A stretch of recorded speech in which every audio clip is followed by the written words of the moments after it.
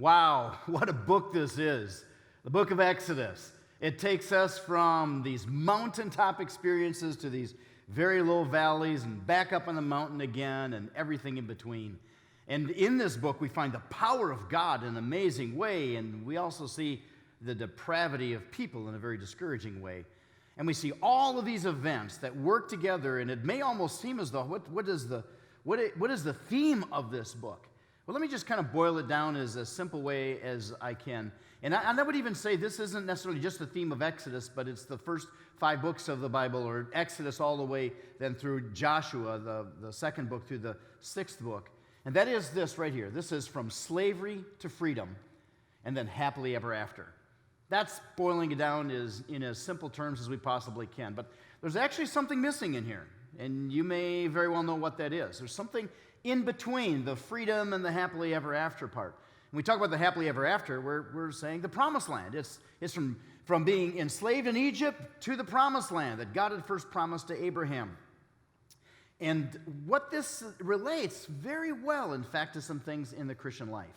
Because part of the problem that the Israelites were having is while they had been delivered from slavery, and we've already seen this, because what we just came off of was Herod, who was pursuing, trying to get the Israelites back into slavery again, and then destroyed in the Red Sea, the crossing of the Red Sea, where God had divided those waters. And it was a phenomenal story, great message last week. If you missed it, I encourage you to download it. But so we see them being delivered from slavery, and now, however, they're still in the mentality of slavery. They had been delivered from the reality of slavery, but in their minds, they were still slaves. They hadn't been delivered from the mentality of slavery. This was going to take some time. And it reminds me of a lot of Christians, because I think sometimes when we come to Christ, there is this sense of deliverance, that our sins are gone, that the guilt has been taken away. Jesus' death on the cross did that for us. His resurrection from the dead breathes new life, his resurrection life into us. And there's this whole new way to approach life and to look at life. But after the excitement of the new conversion and new Bible studies and baptism, then the day-to-day starts to set in. And some of the old habits that we struggled with in the past, they still feel like these are struggles. Well, that deliverance is something in the New Testament that we refer to as justification. Justification is God's declaration that we are righteous. It's much like the children of Israel being brought out of slavery. They were delivered from the reality of slavery. In the same way, we were delivered from the reality of our sin, that we have been forgiven. That's justification, and God declared us righteous the moment we believed based on Jesus' death and resurrection. It wasn't what we had done. It wasn't because of any of our good works. It's because of Jesus. And that justification, then, it causes us to look forward to what we call glorification, which is heaven. That's the ultimate reward of Christianity, is glorification. That we get to go to heaven, that God will not allow sin into his presence, into heaven. He took care of that sin through Jesus' death and resurrection. And so now we are able to eventually enter into heaven and in the presence of God for eternity. That's what we call glorification, when there's complete and final deliverance of even the ways of thinking or the habits of sin that have been developed before justification. But when it came to the children of Israel, after they had been delivered from slavery and out of Egypt, God didn't take them directly to the promised land right away, right? Now, where did he lead them? Into the wilderness. Into the wilderness, into the desert. Because it's in the wilderness where God shapes his people. It's the in-between Egypt and the promised land, where God was preparing them, delivering them from the mindset of slavery that they had been delivered from, but now they needed deliverance from the mindset of slavery, and that's a process that in the New Testament we refer to as sanctification.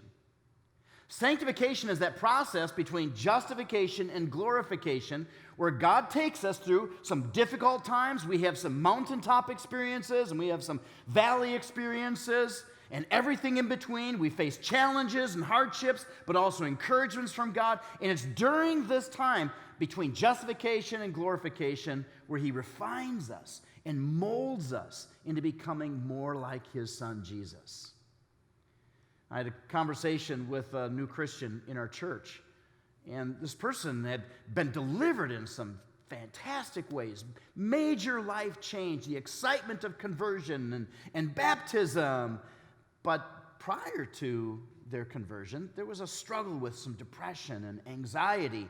And while that seemed to disappear in the immediate aftermath of the conversion and all of the excitement of this newfound faith and the new Christian friends and the Bible studies, but the daily began to set in. That's what we would call the wilderness. And some of the old habitual ways of thinking and some of the struggles with depression and anxiety began to return. And this person almost felt like, well, is this even working? Should I just go back to my former life then? Is this even working? Because now this person was in the wilderness, which is the process of sanctification. That's what these books are all about. This is what Exodus, Leviticus, Numbers, Deuteronomy, and on into Joshua, that's what this is all about. God's process from slavery to the promised land, and particularly the amount of time in between and the refining that takes place. Now, the passage that we're going to be looking at today, we're actually going to delve into and introduce something that we see repeatedly throughout the rest of the book of Exodus, but especially in these two chapters, Exodus 16 and 17, we're going to back up into the latter part of chapter 15 and actually get started there. But in this chapter, we find that God is going to deal with a particular issue that was plaguing these Israelites, and we see it almost from the very beginning. Just to give you a little bit of background and a reminder as to where we were. This is the Egypt is right up here, and then we've got the Promised Land, which is right over here. You see the Dead Sea up here and the Jordan River. So this is the Promised Land right up here, and this is where they were coming out of Egypt. We don't know for sure what the route was that God had the Israelites take, but this is kind of the traditional thoughts as to how they eventually made it to the Promised Land. And so what has already happened is they crossed the Red Sea, and now they had just passed the Red Sea. That's where we ended towards the end of chapter 15. And we're going to pick up now in verse 22 of chapter 15. We read, "Then Moses made Israel set out from the Red Sea, and they went into the wilderness of Shur." Now, just prior to this was mountaintop experience. They witnessed the crossing of the Red Sea, Pharaoh and his armies that were trying to take them back into slavery. They were drowned in the Red Sea as the water came back over them. And then you have this time of rejoicing and worship that takes place after this as the people are just rejoicing in God's power. And it says that then they went into the wilderness of Shur. They went 3 days in the wilderness, and they found no water. So now the actual travel to the Promised Land begins, and they face their first challenge. And it's a real challenge because we can't live without water. You look at any city, any civilization, what you will always find is that there's a water source nearby. Anytime a city or even any kind of a population springs up, there's always a water source. We have to have water. But now they're in the wilderness, and they found no water. So after seeing God's power in such a mighty way with the 10 plagues in Israel, in Egypt, and the crossing of the Red Sea, seeing God's hand at work and that no doubt that he cared about them and he was watching over them, how do they face this first challenge? They look to and trust in God? No. Instead, they complained to one of their leaders, which was Moses. When they came to Marah, they could not drink the water of Marah because it was bitter. Therefore, it was named Marah, and the people grumbled against Moses, saying, "What shall we drink?" And we read, "And he cried to the Lord," that is Moses, and the Lord showed him a log, and he threw it into the water, and the water became sweet. We just see God's graciousness here. And God has Moses throw this log in the water. This will be the symbolism of me intervening and turning the water from bitter to sweet, and that's why they actually called this Marah. And God did this for them. We jump down a couple of verses, down to verse 27. They continue to travel on a little bit, and it says they came to Elim, where there were 12 springs of water and 70 palm trees, and they encamped there by the water. Now, I just see this as God giving them real respite. That I'm sure that emotionally they were drained. They had fled Egypt at the last minute after the 10th plague, the crossing of the Red Sea, and then struggling with the journey for 3 days, and the whole Marah incident, and then he brings them to this place called Elim, beautiful place where they just received this respite. But then we read chapter 16, verse 1, that it was time for them to leave Elim because they have to continue on with their journey. It says they set out from Elim, and all the congregation of the people of Israel came to the wilderness of Sin. Now, that sin is not what we think of when we say sin. Actually, it's pronounced, the Hebrew is pronounced zin. Some have speculated, well, I think that's short for Sinai because of the Sinai area or the Sinai Peninsula near Mount Sinai. And that's not it either. It's a completely different Hebrew root, and it's not related to our English word sin. But this is the wilderness of Zin, which is between Elim and Sinai on the 15th day of the second month after they had departed from the land of Egypt. Verse 2, and the whole congregation of the people of Israel grumbled against Moses and Aaron in the wilderness. Once again, what do we find? I mean, this is going to be repeated throughout this whole section, these couple of chapters, and then through the rest of the book. That when they faced a challenge, instead of going to this God who had already shown his power and his love, that he was great, he was also good to them, and yet as soon as they faced a challenge, they began to grumble and complain. And would we had died by the hand of the Lord in the land of Egypt? This is what they're saying to Moses. Oh, we wish we would have just died when we were in Egypt. When we sat by the meat pots and ate bread to the full. For you have brought us into this wilderness to kill this whole assembly with hunger. Man, you talk about overstating it here. They get a little bit hungry, and the first thing that they're going to do is, I wish we had just died back then. And then, of course, they overstate the past by saying, well, when we were in Egypt, we had meat pots that were full, and we ate bread until we couldn't eat anymore. But now you've brought us out here so that we can just die. And this is where God does something very gracious. You know the story of manna, a very popular, well-known story in the book of Exodus. But God says, I have been planning all along on feeding them, and they jumped the gun on this by complaining even before I got to show myself powerful. I wish they would have just trusted me. And he gave them quail every night. From then until they entered the promised land, there would be a flock of quail. Huge flocks of quail would land in their encampment every evening, so they had meat to eat every evening. And every morning they would get up in the morning, and there was this white substance that they didn't even know what it was, but it was edible and it tasted good. It was called manna. And there are some biologists that have speculated some natural causes of this, and I don't, even if it was naturally caused, they talk about some insects that produce this sweet substance that is white in that part of the world, but certainly not to this extent, not when you're going to feed a crowd as the Israelites. There's about 1 million people that were there. This was just a miracle. It was God providing for his people. And he provided the manna in such a way that it required daily trust. He didn't give them a week's worth of manna or a month's worth of quail. It was the evening's worth of quail for meat for their families just for that moment. And every day they were told that they could collect a cup of manna for the morning, for their breakfast, and no more. And if they collected more than that and tried to store it, then it would degrade and it would become infested with worms overnight. And so he was teaching them, I want you to trust me every single day. Trust me for your daily bread, as Jesus had prayed. Well, then we see in the map where they had gone up until this point. We see Mara is down here. They're by this time at Rephidim, and we believe Rephidim is right about here. There's a lot of speculation even with the location of some of these places because it is wilderness, and not a whole lot has been preserved in that part of the world. But when they get down to Rephidim, and we find that they don't have drinking water again, just as they hadn't when they were at Mara. And so chapter 17 now, we're in chapter 17, verse 2. It says, then when they had nothing to drink, the people quarreled with Moses and said, give us water to drink. And Moses said to them, why do you quarrel with me? But the people thirsted for water, and the people grumbled against Moses and said, why did you bring us out of Egypt? To kill us and our children and our livestock with thirst? So why did you even take us out of slavery?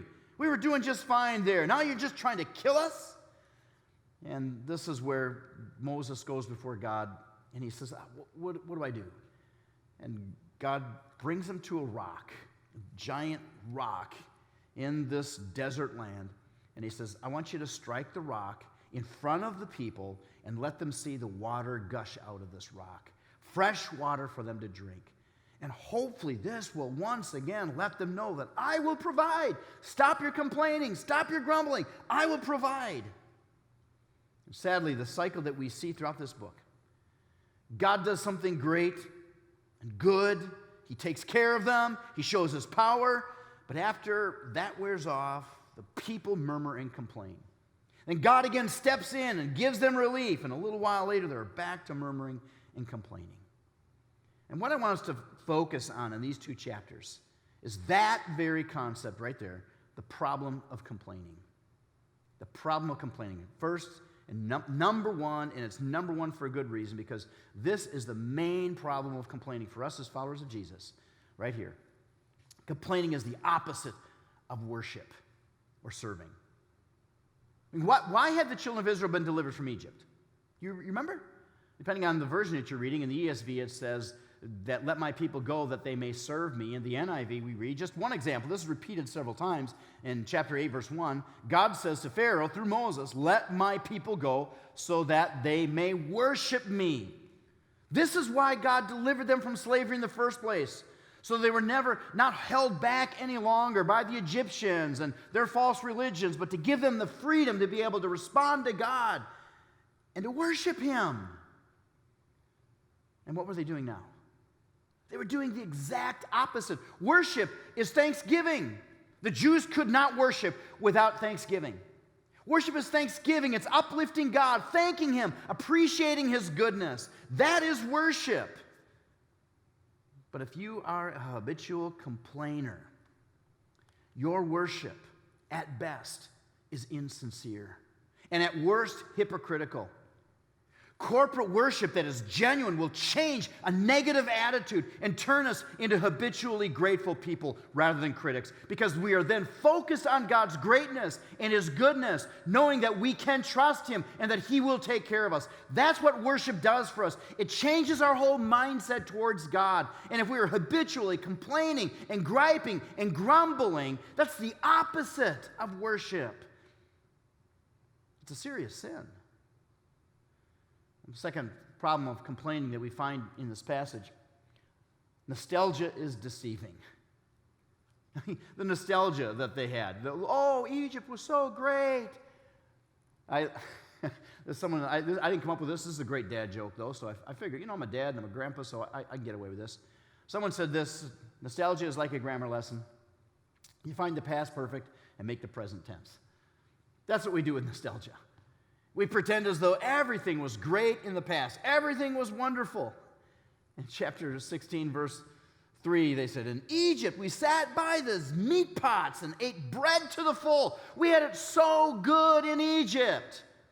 But they didn't. And we talk about the good old days. I've had people say, I wish I lived back in the 1800s. Oh, yeah, when everybody died young. There's very little medical care, and some of the medical care that they did have would actually kill you just being taken care of by a doctor. You'd have to take care of the livestock just to be able to eat as well as to travel anywhere. And if you wanted to travel at all, you'd have to feed the horse and clean up the stall after him. You didn't just get into a car and turn the key and go someplace. There was no indoor plumbing. You'd be going out to the outhouse in the middle of the night and, like happened to my aunt, get stung by a bee on the behind and looking for wildlife on your way out there and back into the house. I mean, was it really so great back in the olden days, the good old days? No, it wasn't. Linda and I will sometimes look at old pictures when our kids were little, and we'll reminisce, and we'll have those warm feelings of nostalgia. Oh, life was so good back then, wasn't it? Wasn't it fun? And then we remind ourselves, yeah, when we were living hand to mouth, barely had enough money to pay our bills, much less get groceries then to be able to survive. And we drove rusty cars. I do remember praying when I'd stick the car key in my car. I remember praying before I turned the key, God, please help it start. God, please help it start. And I remember I was looking at one picture of my wife, because we like to go back and look at some of the old pictures, remember life. And I said to her, oh, remember that? And she goes, yeah, that was right after your dad died. And, oh, yeah, I remember that. I was so in the throes of grief at the time. I wasn't enjoying life at the time. That's what nostalgia does to us. We look back at the past as though everything was so wonderful in reality. We don't look at the reality of the difficulties and the challenges that we were facing back then. It wasn't any better back then, and they didn't have it better in Egypt than they had it in the wilderness. They now had their freedom, and they were on their way to the promised land if they would only learn the lessons that God was teaching them. Nostalgia causes us to forget about all the things that were wrong. I mean, these people in Egypt were in slavery. The Egyptians were murdering their male babies. And they were trying to say, oh, yeah, everything was so great back in Egypt. Nostalgia is deceiving. Third problem with complaining, nostalgia is not only deceiving, murmuring makes you miserable. It does. There's never been a happy person while they're grumbling, a happy complainer. It's just never, ever happens. So many studies on this. People who find fault and say a lot of negative things are so far less happy than those who habitually point out positive things, express gratitude to God and to others, and are always looking for the good. They are so much happier than those who are negative and finding fault and criticizing and murmuring and complaining. Now, you stop and think about it. The happy people that you know are those who look for, notice, reflect on, and talk about their blessings. That produces happiness. We don't talk about our blessings because we are happy. Talking about our blessings produces happiness. And in the same way, complaining and murmuring and grumbling does the opposite, produces misery. I mean, look at the face of a baby who's whining. There's no happiness there. And in the same way, when you're in your next grumbling mood and you're doing a lot of complaining and finding fault and criticizing, take a look at your face right in the throes of it. And even a young, attractive female here can look like someone you don't really want to be around because she's not enjoying life. Nobody is happy while grumbling. Murmuring makes you miserable. We also know this. Complaining is contagious. We see in the text here that it wasn't just a couple of people. This spread throughout the whole community. Because once you start to complain, once you start to gripe, it winds up affecting others, and people catch on, and they wind up catching the negative attitude that you have, and before you know it, you got a whole group of people that are all in the throes of negative emotions because of the contagious nature of complaining. In fact, in Numbers 16, this is a couple of books later, God's going to take out a whole group of ringleaders of those who were complaining against Moses and Aaron, the family of Korah, and there are some other ringleaders that were with them, that were leading the charge on griping and complaining against Moses, and God simply takes them out. He opens up the earth and swallows them in. He says, I've had enough of this, and we're going to get rid of the ringleaders because those people are being contagious with their complaining attitudes. He takes them out. I had a friend in college who came to me. I'd slipped into this whole mindset of negativity and was griping and complaining about things and finding fault and being judgmental. My best friend said, man, Scott, I'm going to have to stop hanging out with you for a while because I get hanging around with you and you're like this and I start being like that. It messes with my mind and I start getting real negative too. It was one of the most loving conversations anybody has ever had with me because while it angered me in the moment, it caused me to wake up because he was right. And I see this all the time. I see this with people that I'm around. If I'm hanging around with somebody who is complaining and negative, I wind up slipping into that mindset. I'm around somebody that just have a list of whole things that they're not happy about, then I wind up being not happy about some things. We see it with our kids. One of your kids start getting whiny or complaining, the others will join in as well. Joy is contagious, and so is complaining. It's why some families, you can meet some families, and the whole family is this way. The whole family is negative. Everyone is like that. The kids got it from their parents because complaining is contagious.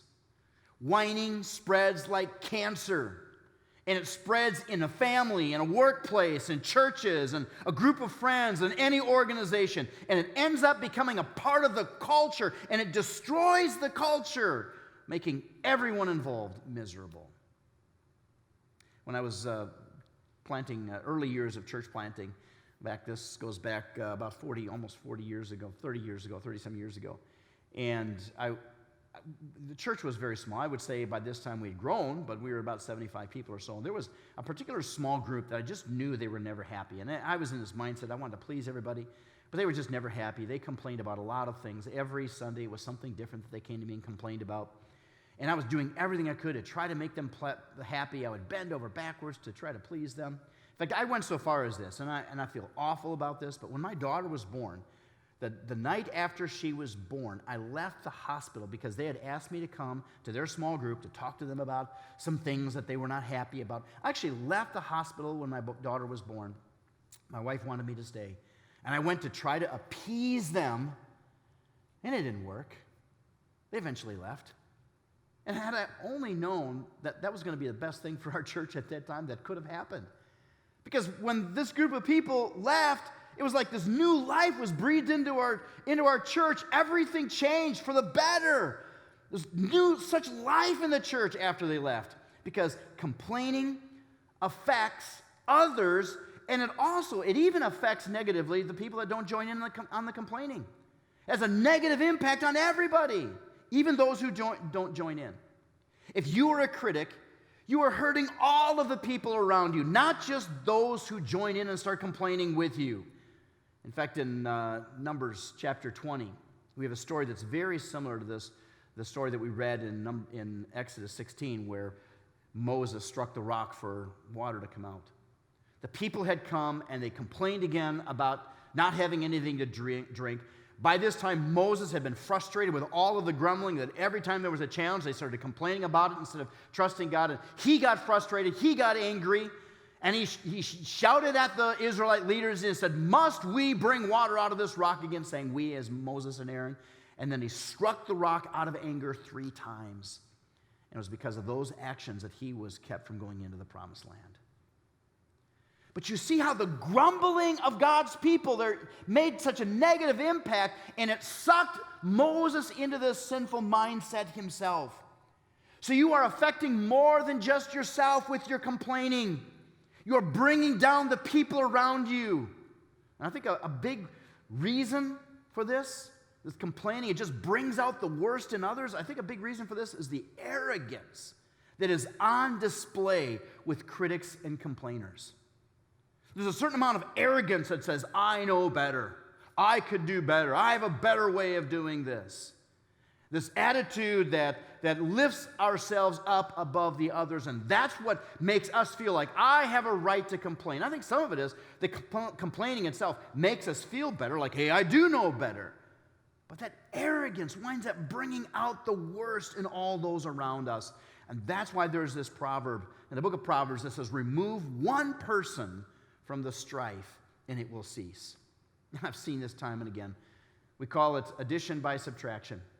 You can change the whole spirit and life of a group, a church group, a work group, a group of friends, just by removing the right people. Oftentimes it's 1 or 2 people who are having such a negative impact on everybody else because of their complaining spirit.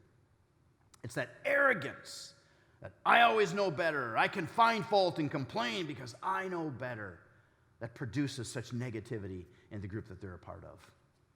And then finally, we see this problem of complaining, and this makes it a much bigger deal. God takes it personally. Because we read here over and over in Exodus that these people were complaining not against God, they were complaining against Moses and sometimes Aaron. They were complaining against their leaders, they were grumbling against them. But let's see what Moses says. He says, the Lord has heard your grumbling, that you grumble against him. What are we? Your grumbling is not against us, but against the Lord.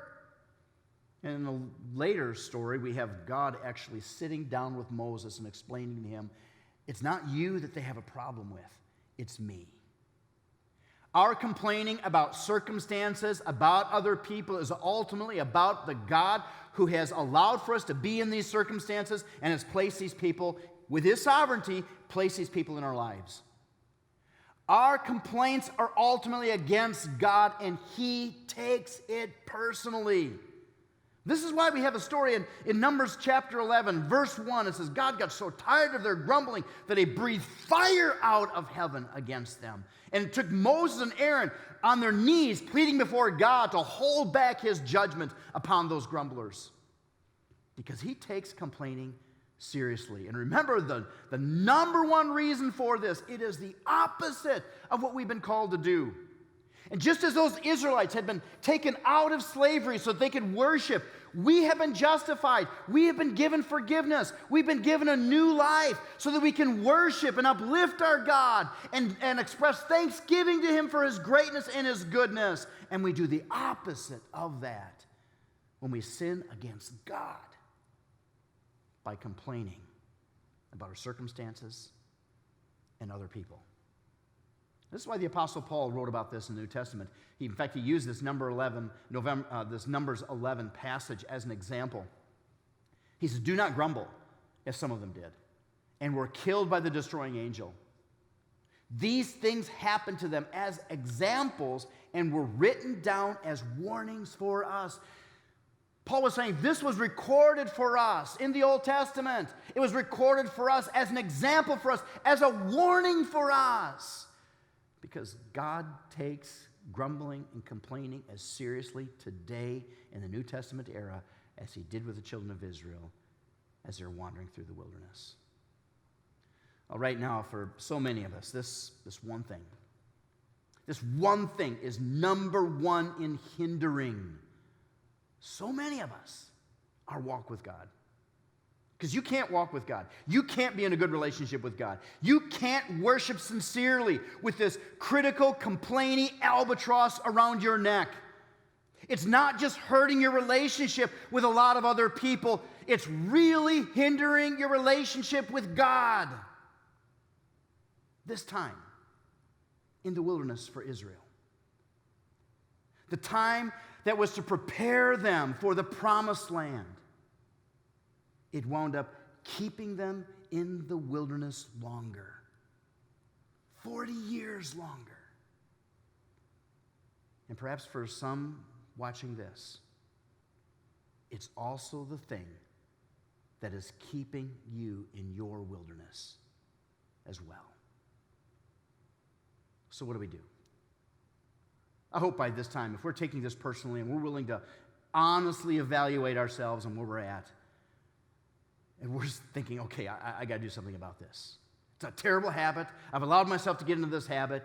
Maybe it's a lifetime habit, a life-dominating issue of yours, and it's hurt so many relationships, and you're realizing it. Okay, so what do I do? How can we overcome this? Well, I would summarize it by saying this: do the opposite. Because the way to overcome any bad habit is do the exact opposite of whatever that habit is. And Paul talked about this in a number of his epistles when he used the terminology put off and put on. Take the old clothes off, put the new clothes on. He said, let those who stole now learn to work so that they may give. And each time when he says, get rid of this old way of living or this old sin habit, he says, start this new habit. It's always the exact opposite of what they had been doing before. And in the same way, when it comes to complaining, we just need to do the opposite. And what's the opposite? Just two things. Worship God. Because that's the opposite of complaining. So in the moment, express gratitude. When you sense this need to complain about something or to gripe or grumble about something, in the moment, and hopefully you've got someone in your life, a close friend or a spouse or a family member, someone in your life that you're willing to listen to, that you'll give them permission to say something when you slip into this. My wife and I have this agreement that when we catch each other or ourselves getting into that mode, we'll say something. And that act of love enables us to, in the very moment, instead of issuing some kind of a complaint or criticism, to instead talk about God's goodness or the blessing of that other person that we're about to complain about, or the circumstances, some negative circumstances, instead finding what God is doing good in our lives. Do the exact opposite. Worship God in the moment by expressing gratitude. And secondly, encourage others. Because the reality is you're complaining, griping, grumbling, you're just bringing other people down. That's what Paul talked about in Ephesians 5 is corrupting talk that tears down, that hurts and destroys. So let's do the opposite. Instead, let's use speech that encourages other people, being cognizant of the things that I say and how that's going to affect the people around me. I'm going to do all I can to point out God's blessings in our lives, to encourage them instead of finding fault and nitpicking, instead finding the good things and the ways I can lift them up and encourage them and to love them. So do the opposite. I've got a buddy, and when I think of this guy, I think of actually two people. Because when I first knew him years ago, he was just hard to be around. He always knew better about everything. He complained, did he complain? He complained about the food he was eating. He grumbled about politics. He picked apart his wife and other family members and other friends of ours that weren't there at the moment. I knew he was doing the same thing with me, because anytime somebody grumbles to you about another person, you know that they're grumbling about you to other people. And that's what he was like. And we lost touch for quite a while. And we kind of regained communication again. And I was just taken aback by how different this guy is. Completely different man. Very happy. I would never have described him as being happy in his whole life, but very happy, very encouraging, so fun to be around, created lots of laughter. And since I had last seen him, he had been through the wilderness. And God used that wilderness to refine him. And his spirit changed. He became humble. He became grateful.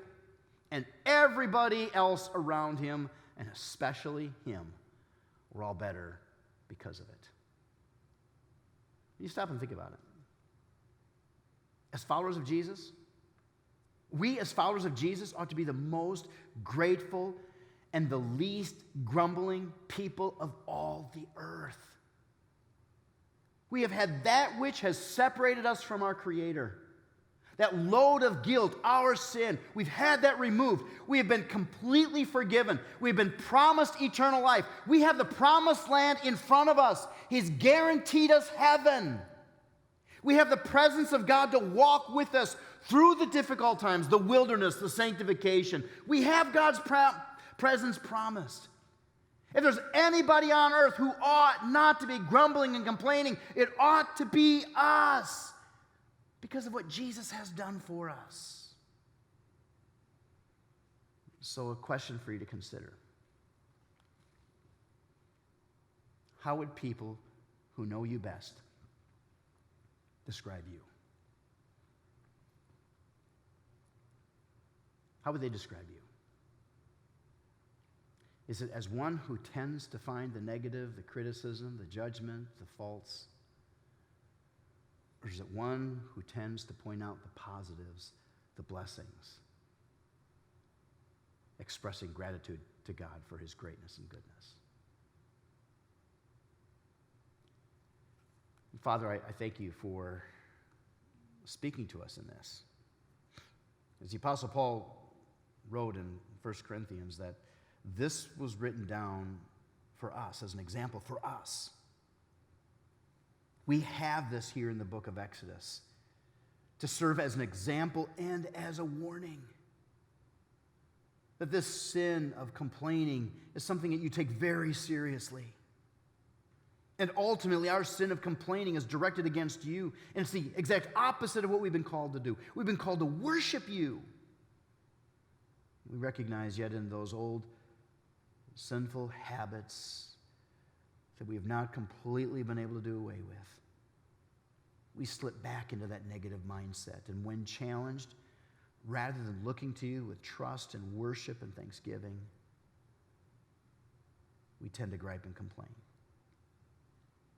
I pray that this would bring us to a new way of seeing this. That this isn't just a universal sin or habit that so many people fall into, but this is something that not only do you take seriously, but that you offer help and hope that we don't have to live this way. We can become different. And I pray that because of Jesus and the gratitude that ought to overflow in our hearts, the eternal life that you have given to us, the heaven that we have to look forward to, because of that they would transform our way of thinking and our way of talking. May we worship and honor you in our daily lives. In Jesus' name.